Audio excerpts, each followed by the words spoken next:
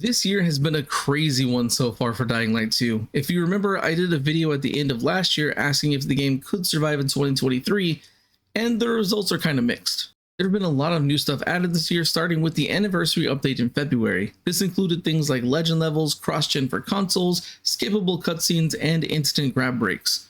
These were all things that have been requested for a long time and are very welcome additions. They also added in a bunch of new animations that were not in the game before, however some of these felt strange, like the weapon bounce on hitting enemies.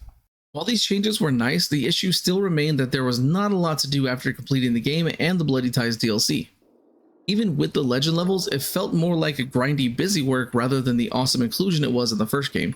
There are people even now, months later, that started trying to max their legend levels back then and are still not even close. They did add some events during this time that let you unlock outfits based on characters from the first game, which was cool, but the events themselves really didn't feel like anything special. Techland has introduced lots of bundles which have been nice, as you could unlock them for free with events, or bundles started out around $3 and have increased to being $7+ for the same amount of items. A few months after the anniversary update with nothing new in between, we got the Gut Feeling update. This added a lot more gore to the game, which is what fans have been asking for. This also introduced another highly requested feature, like the gear transmog as well as weapon crafting. The Pilgrim Outpost was introduced as well, and it replaced the Techland GG website that everyone used previously.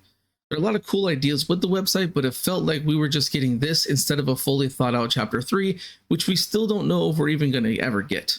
Now, yes, it did give you more bounties to do in the game, but since you only get 6 per week and 5 more weekly in-game bounties, players were finishing these in a day and then have nothing else to do again. A few more months go by and we get the Good Night, Good Luck update. Technically asking what are my thoughts on the update? I love it so far. I've been having a lot of fun with it.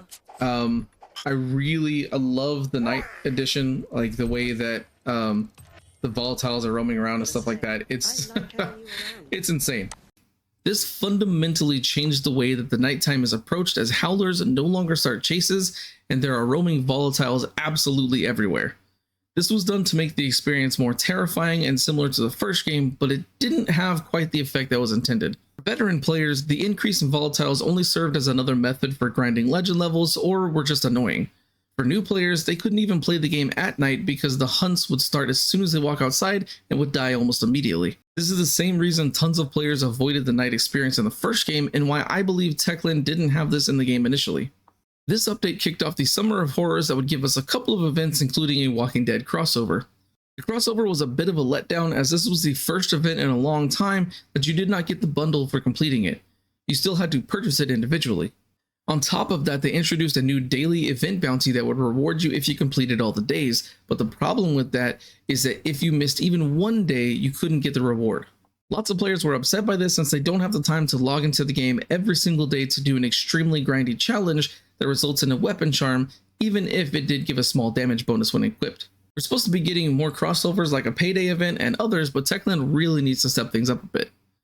Despite all I've said, I do really enjoy the game, as I wouldn't spend over 700 hours in a game that I didn't like, but with the lack of any real in-game content or fun events with useful rewards, it makes it hard for players to keep coming back. Some things they could do is make the event weapons and bundle weapons actually be usable for players at the end of the game. Making them comparable to non-legend level chest legendary weapons would be a good start, as those are still very useful. You could add some kind of dungeon system to the VNC tower that would give different rewards based on how far you got. The chapter missions could give you better rewards so they are more worth the time, and the chapter agents should also get more rewards for higher levels to encourage using them more. With the second DLC coming out sometime next year, Techland really needs to knock it out of the park. There have been lots of leaks of the story that are different from the original leak of the Blood Diamonds DLC that I discussed in last year's video, but I have been avoiding them to keep information a surprise. From the sound of others talking about it, the DLC could be the thing everybody's been waiting for.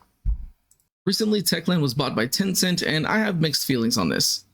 I've seen lots of people in the community upset by this and feel that the game is doomed now.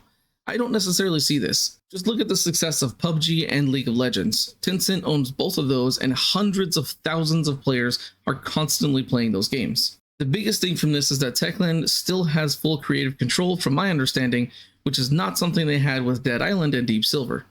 This partnership can go either way, but it's too early to tell if it's good or bad.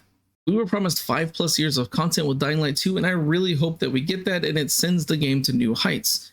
But we have been promised a lot that was not followed through on. I'm looking forward to what the rest of the year has in store, and I'm hopeful that it will be good. Like, subscribe, and hit the bell for notifications, and follow me on all my social channels in the description to get access to even more content. Thanks for watching, everybody. See you next time.